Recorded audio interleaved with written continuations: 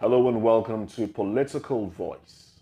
My name is Moses Humphrey, and today we'll be looking at the case for and against former Deputy President of the Senate, Ike Ekweremadu. Well, it's Judgment Day for him in the UK, but many are waiting with bated breath to see which way the pendulum of justice will swing. Oh well, here is the story now. We do know that Nigeria's former deputy Senate president faces up to life in jail if Britain, when he's sentenced, in Britain, when he's sentenced for plotting to harvest a man's kidney for his sick daughter, Sonia. In the first United Kingdom case of its kind, 60-year-old Ike Ekweremadu was found guilty in March at London's Old Bailey Criminal Court of conspiring to traffic the young street trader into Britain for his body part. Now, also convicted were Ekweremadu's wife, Beatrice, and Obina Obeta, a doctor who acted as a middleman in the plot. Now, they too will be sentenced today. 25-year-old Sonia, imprisonment. That's the maximum sentence for what the senator is being accused of, organ harvested. Now, but with do you think that the pleas coming from different quarters will actually make any impact? They could, and I expect them to. As far as they don't impede justice. Yes. Well, nobody's saying don't sentence him, but please, if you're going to sentence him, don't make it be life imprisonment. Maybe a lesser sentence, maybe a few years, maybe 10 or thereabout, 15, exactly, 20 or thereabout. Yeah, exactly what I'm saying. So justice will be served, but the extent of its service may not be the sort that the law envisaged to be handed down to an offender in its maximum applicability. So it's interesting. I think from the intro you read and from what we've also seen out there, people of his hometown, if I'm correct, is Ibu also, widows, orphans, the fatherless, they came out to pray for him. And it won't be the first time they'll be doing that. Even while the rains were descending heavily on the town square, they braved it. They said no, he's our son and he deserves all our prayers.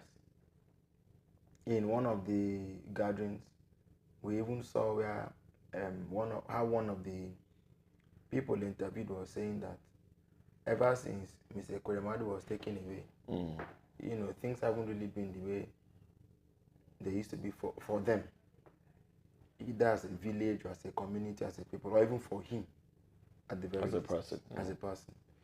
So it's important that someone who has once been a principal officer of the National Assembly,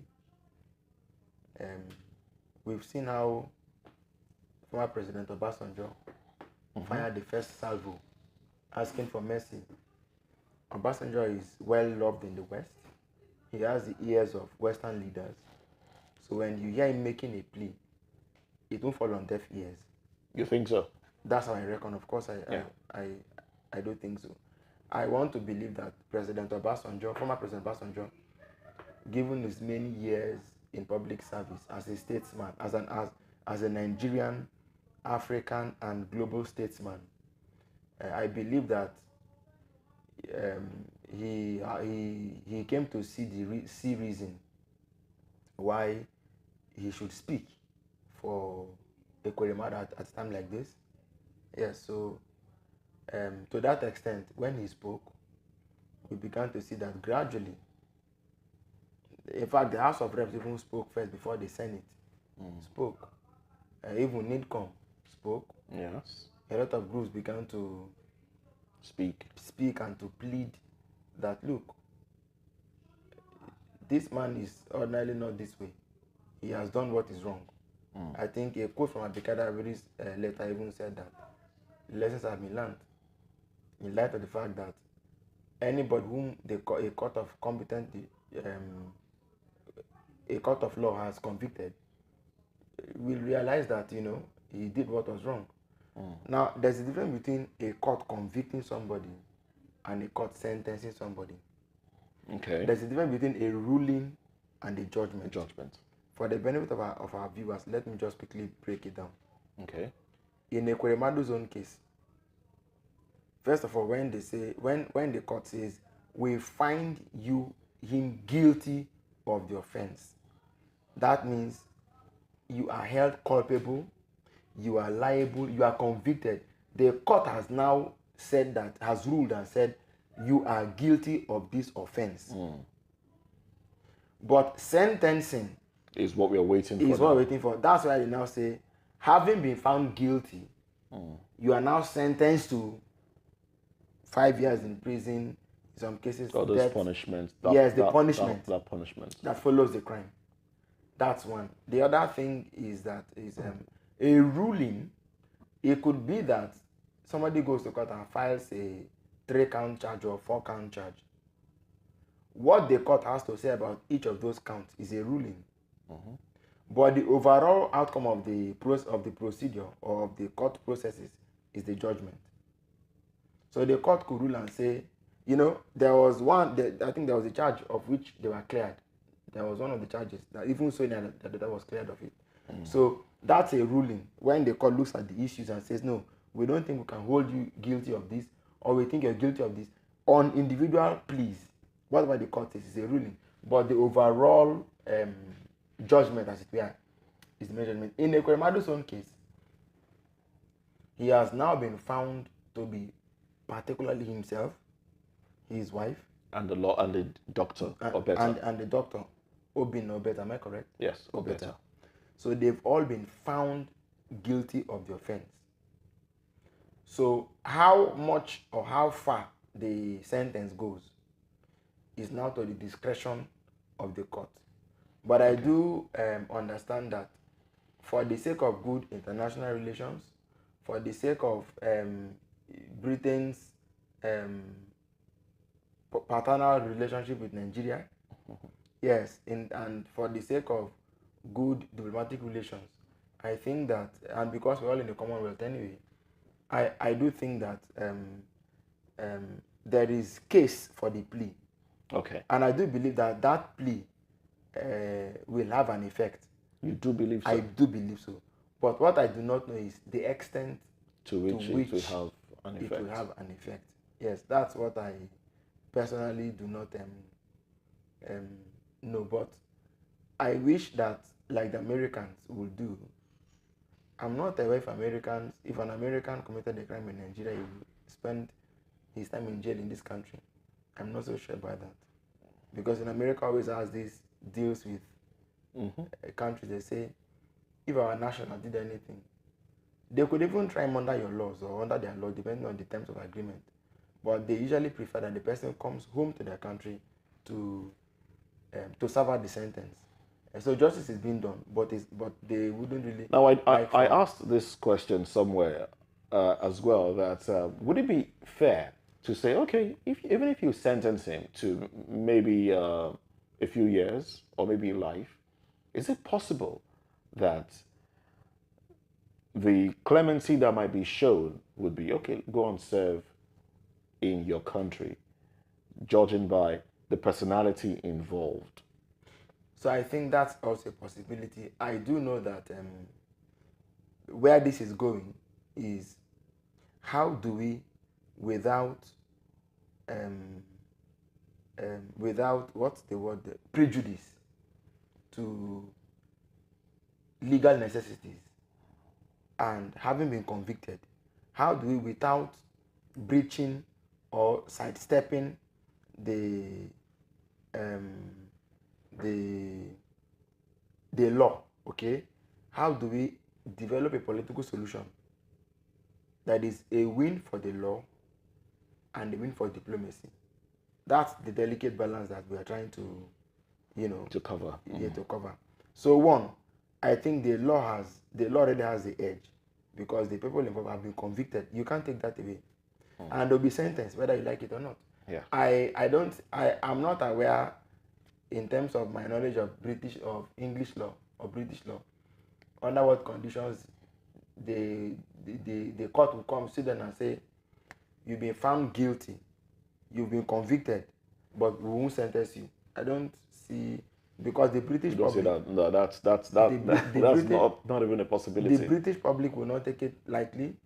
You've taken the taxpayers' money to if and then suddenly you say so the court can't do that.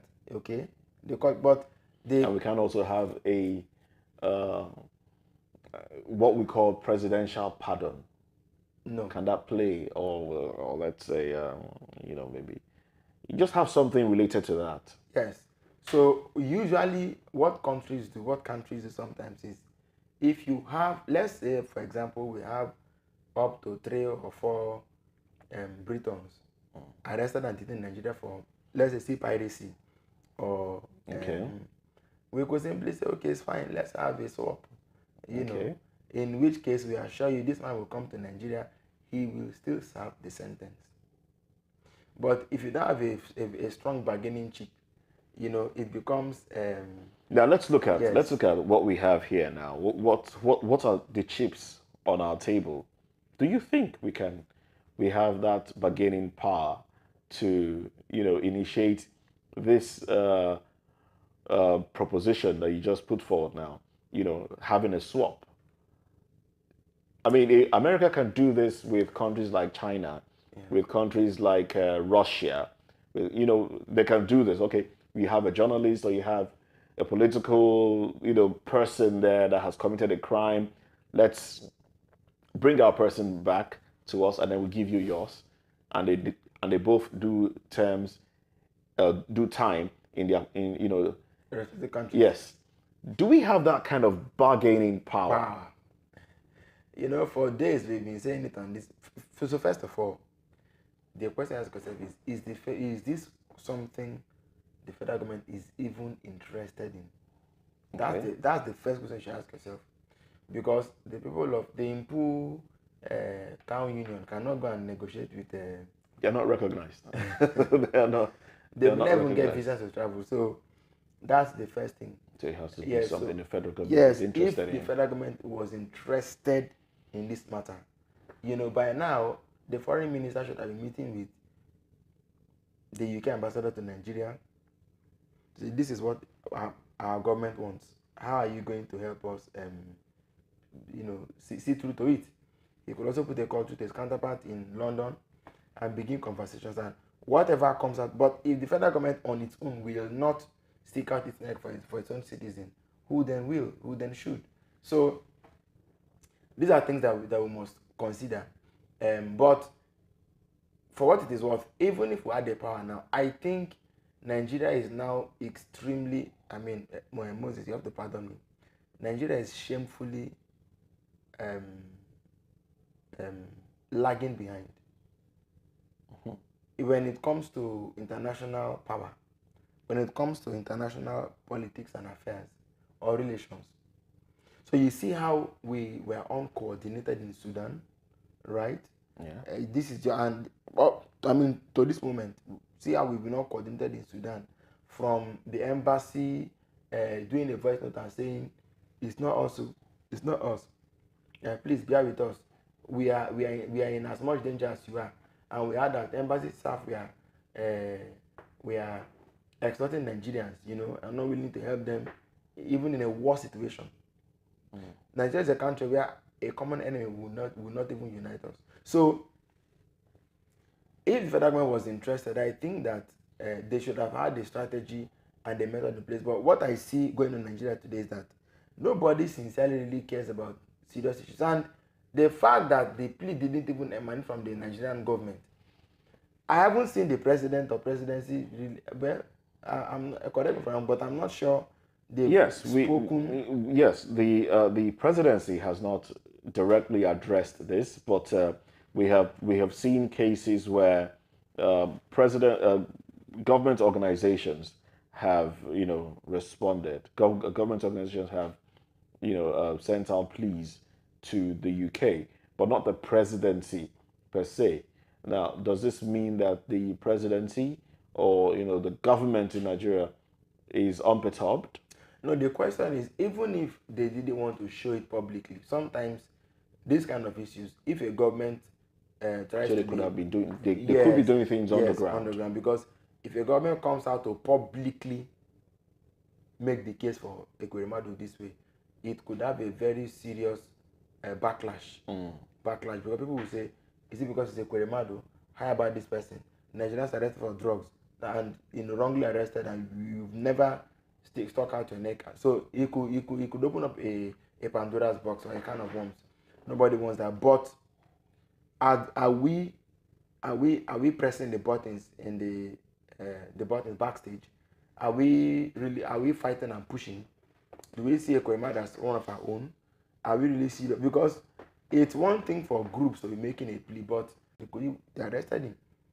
Now, Nigeria, being Africa's big brother, given the scenario, could now telephone a president and say, Mr. President, in light of our predicament, we want to release Mr. Taja for so and so. Okay, yes, so that can be done. We can now be the ones to give that particular African country money or technology or something that some sort of aid they need. So it's not even a direct deal. Or oil. So it won't even be a direct deal. Yes, but so the next thing you hear that the Mozambique, I can't seem to pick the name of the country now, but that the country has It's deputy Senate president, and also a major player in ECOWAS. Sure. And yes, now let's look at his person, and let's also look at those that are in this case along with him, the wife and the doctor. Now, the pleas that are going out for his for clemency in the judgment, does it trickle down to these other people, especially the doctor? No, of course it will trickle down. Well, I mean, this is me just saying this as I think I know.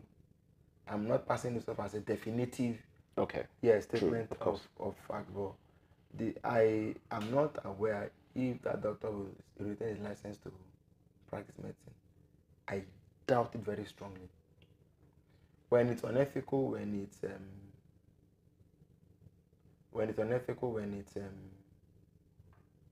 when your action could have led to someone else's injury as a doctor, and this was going to be done consciously, and you've been convicted, why? So to that extent, he may not, but the plea being made for Ekweremadu definitely trickles down to them, because if the person who is in eye of the storm is being given, some soft landing. Well, if that's what I held the word back. Let's say an alternative landing. Yeah. So if that were to be the case, then it will definitely trickle down to the other parties involved, which is a necessity of justice, because I do not see how you can't create a sacred cow from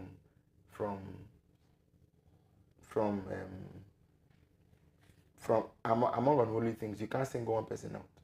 Definitely it goes for, the UK people are very smart. They're very smart. It is here that sometimes we think, what are they even doing? What do they know? But they are very smart. Beauty is being a woman, so in being a girl, and the doctor. I'm not so sure that they will allow his wife to spend the same amount of years with him, or to stay so long in prison. No matter what you want to say, these men have been previously high-ranking Commonwealth officials. Of course. Yes. So there should be some measure, a little measure of reprieve that will come, also a measure of reprieve that will come their way, and make them realize that you've done what was wrong, and you have punishment, but do not go back and commit that same sin. Yes. Go and sin no more. Yes. That's what we are praying for. Those are part of the prayers and pleas that government organizations and ECOWAS as well is putting forward to the UK courts there. Anyway, we'll take a break now. When we come back, when we come back from this break, we'll continue this conversation. Stay with us.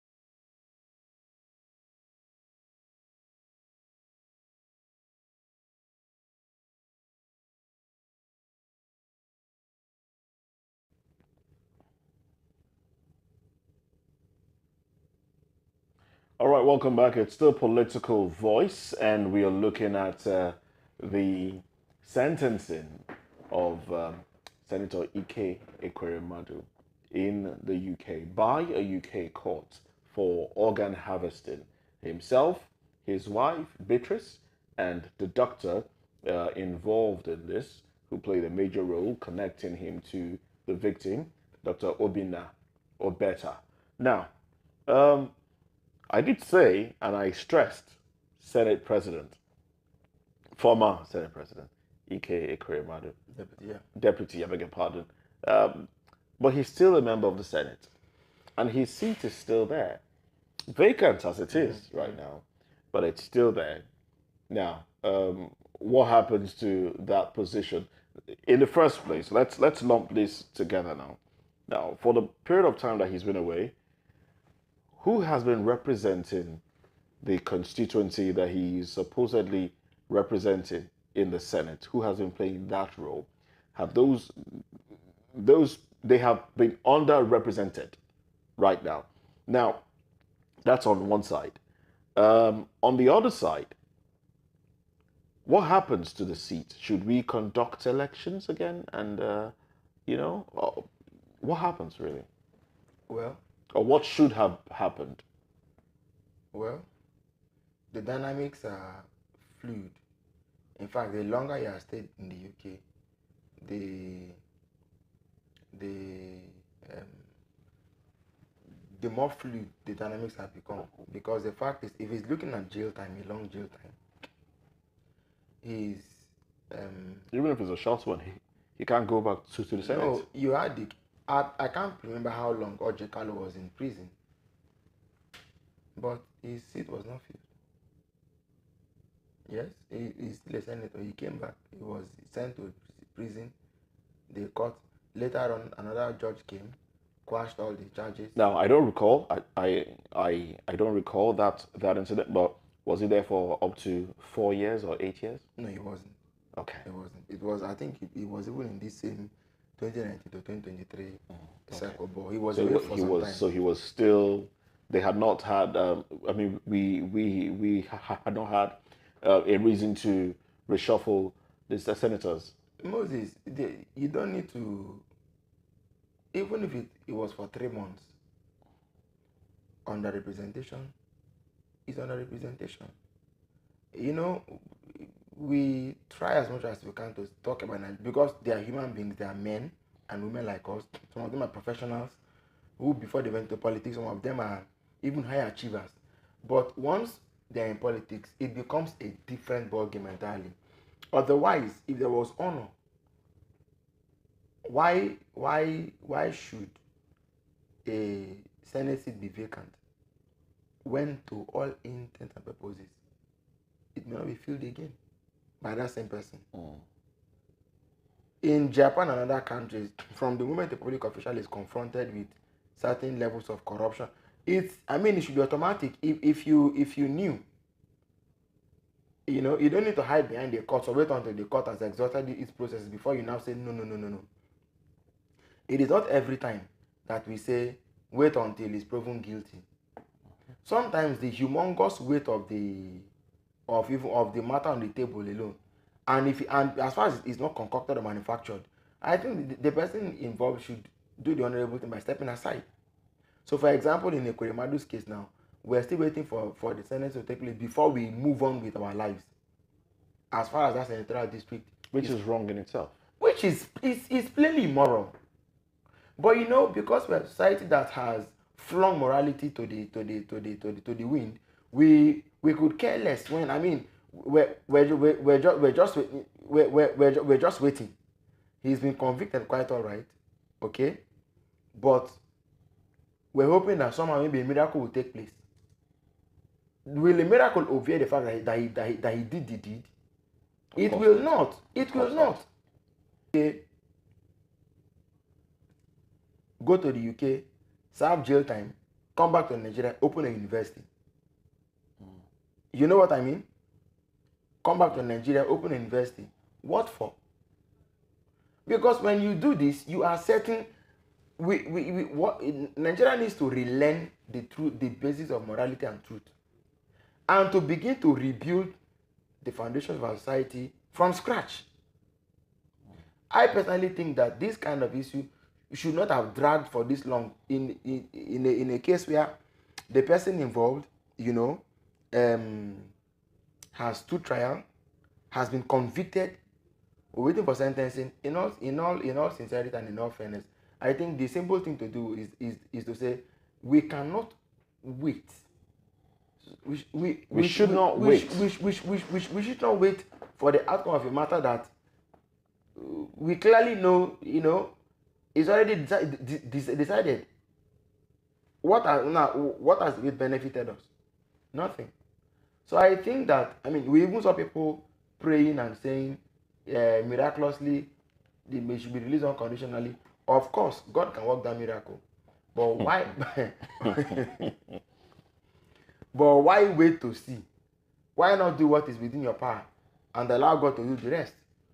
So that when God does it, in fact, if God can do that miracle, He can also do the miracle where, when He comes back, whoever has gone to replace Him can be told, can suddenly find himself dispossessed of that chair, and the commander goes back to sit down there. But for goodness sake, we're in a democracy, and there is great need, there is high need for us to begin to think like a civilized society. Quite frankly speaking, that seat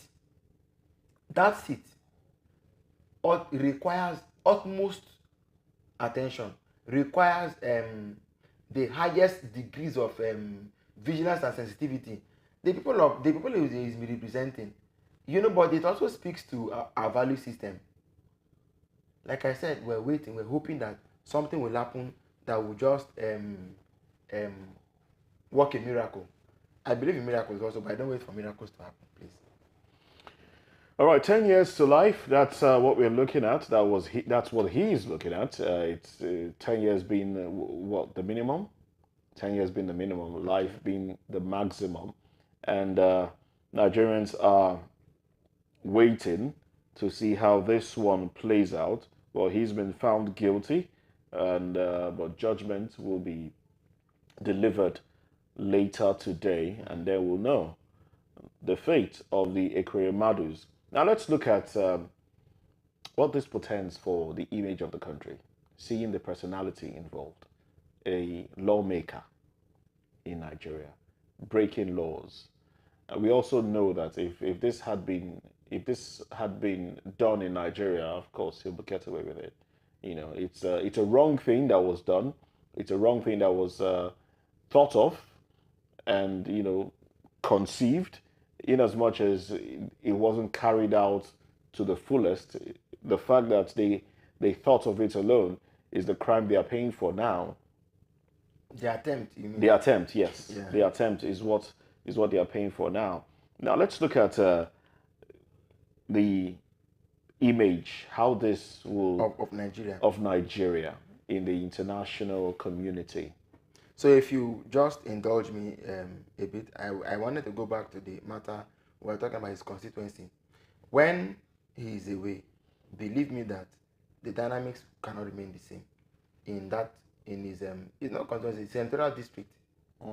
Yes, cannot remain the same. So the people, this is where again we are not doing by value, we are doing by men, the big man. Otherwise, even he himself could have afforded the dignity of saying, you know what, guys, in light of what has happened, let me relinquish my seat. It's not honorable to do that.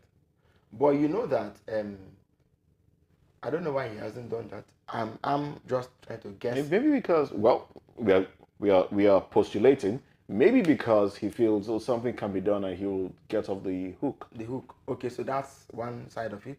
The other side could also be that if he relinquished his seat and someone else went to the Senate, we do not know what that person will bring to the table, and how that person might influence, because it won't be automatic that another PDP senator will emerge.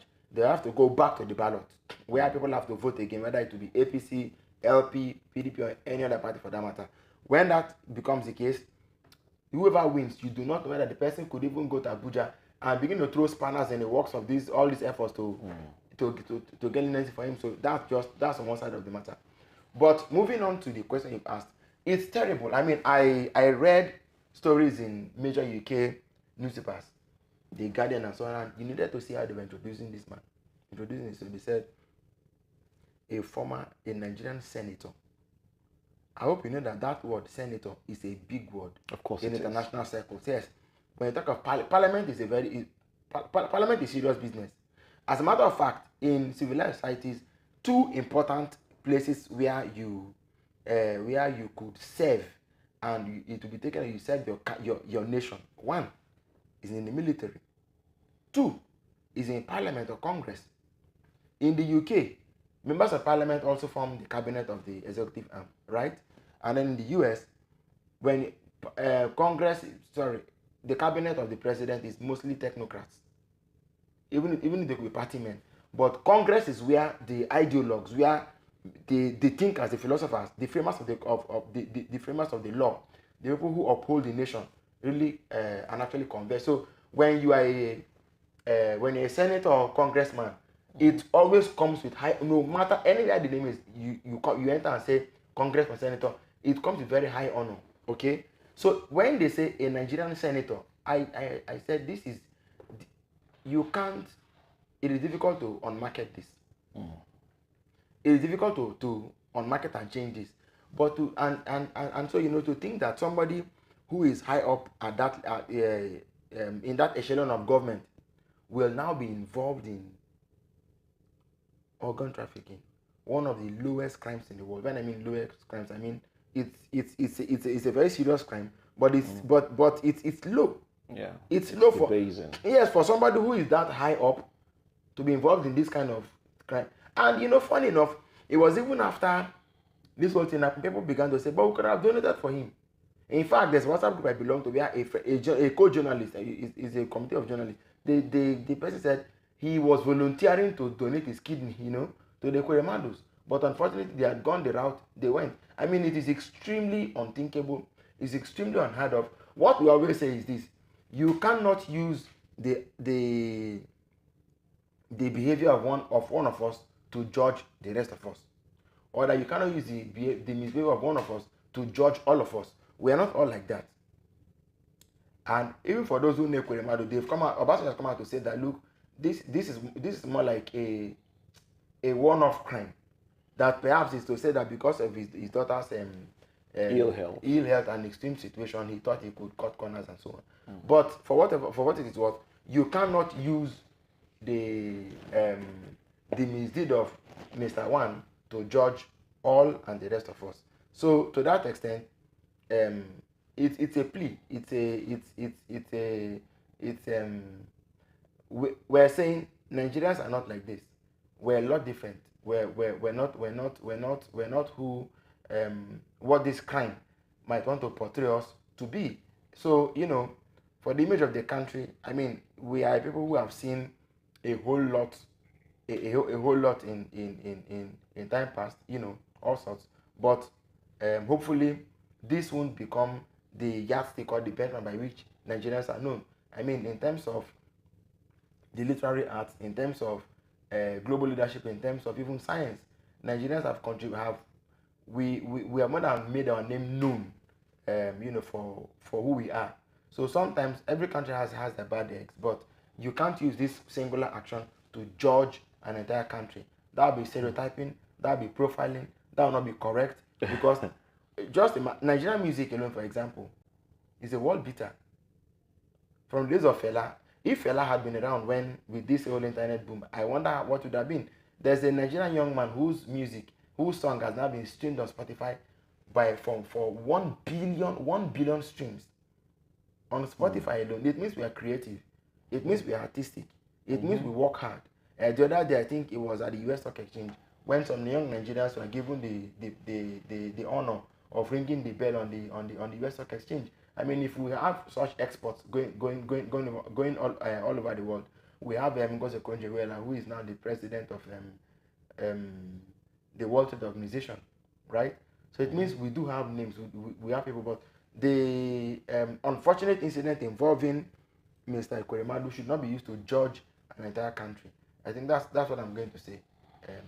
Well, unfortunately, it will be used because it's been peddled as thinking that they will get away with it. It was a crime committed under the impression that, look, if we did it this way, as against waiting in line for organs, for to get to the daughter's turn, they would get away with it, or making a public announcement that they needed certain kind of organ, with the conditions that are supposed to play out to determine whose organ fits who.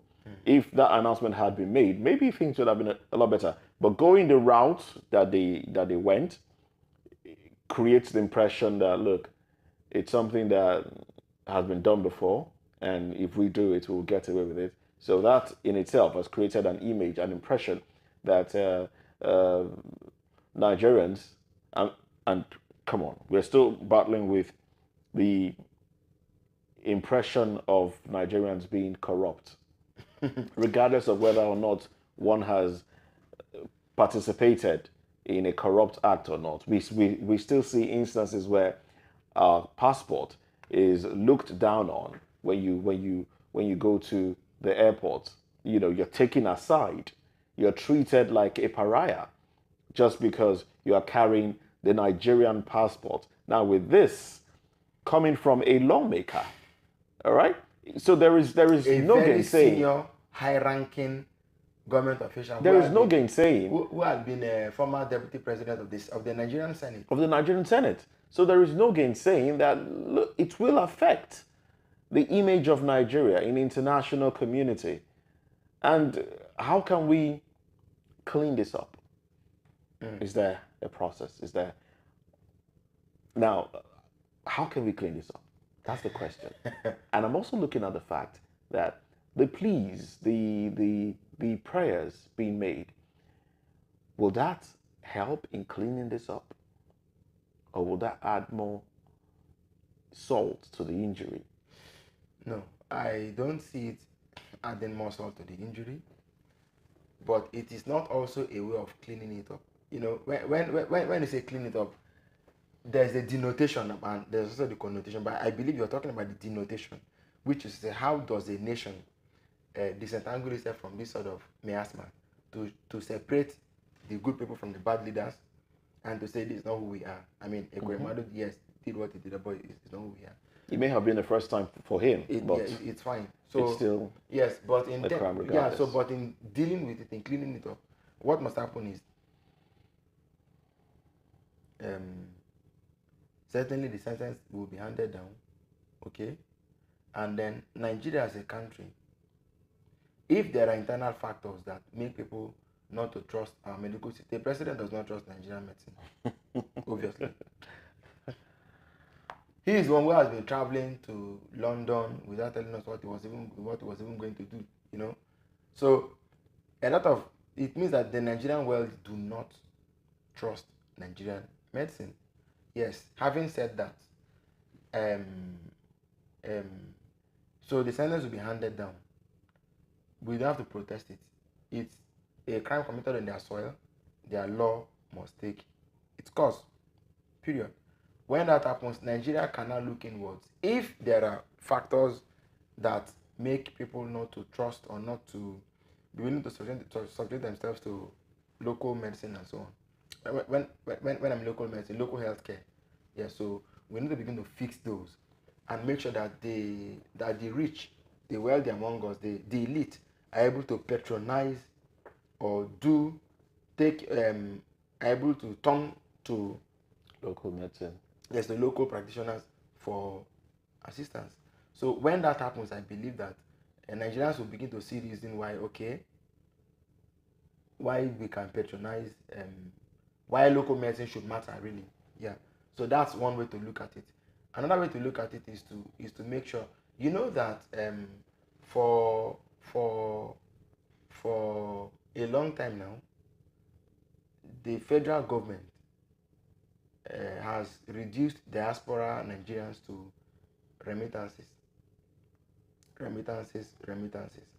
But we also need to find a way of building community, because if Nigerians and Nigerian people perpetuate crimes in other lands, they wouldn't see them as, even if we see this, they don't see them as their own people, they'll see them as Nigerian-born, Of course, yes. you know, Nigerian, a man of Nigerian descent, who has done so and so. So we need to always, the Yoruba would say, don't forget the son of or the daughter of who you are, that sort of thing. So we need to constantly conscientize our people and tell them, look, you are the greatest ambassadors of this country. You are the biggest ambassadors of this land. You make sure that whatever you do, you have Nigeria at the back of your mind, because you're outside of your country, of your own country. Anything you do will not just count against you, it will count against the image of your country. And so how do you make a country proud? But do you know the problem with that, with even that, is this: a lot of them fled Nigeria. They didn't leave because a number of them actually fled Nigeria. So they don't see themselves as being a part of the Nigerian project. They don't see themselves as being they don't see Nigeria as Nigerians. Yes, they would rather not be Nigerians. Yes, so they don't see themselves as people to whom Nigeria matters. And in that case, what do you then do? So I think generally there is a serious crisis of identity plaguing Nigeria. If whenever you hear your country, what comes to mind is negativity, something to run away from, an unpleasant experience. How do you want to explain to us to fly the flag of our country? The federal government in all of this imbroglio have been quiet. And I'm not aware whether we are pressing any buttons here and there, because the way the pleas are coming, they come uncoordinated. Obasanjo made this plea a long time ago. I don't know how they... Before we now heard NIDCOM. No, I think it was even House of Reps. Before they said it, that the man himself is a member of. And then I think NIDCOM, I may not get the sequence right, but that was how I read the reports. Okay, before NIDCOM also came on board. Now, will the foreign ministry engage? Will the presidency engage? Are we willing to talk with them? Is there something we can give in exchange? Are those cards on the table? You pull your weight when you are challenged. You don't pull your weight when nothing is at stake. I want to hope and believe that mercy will prevail, but justice will not be scuttled.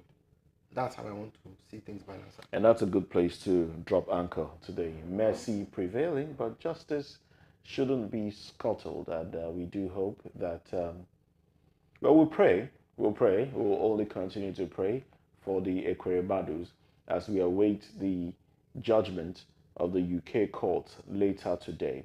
I must say a big thank you to you, Cyril Abaku, VOP, political public affairs analyst, for coming on the program today. My pleasure. And Political Voice will make a return, same time next week.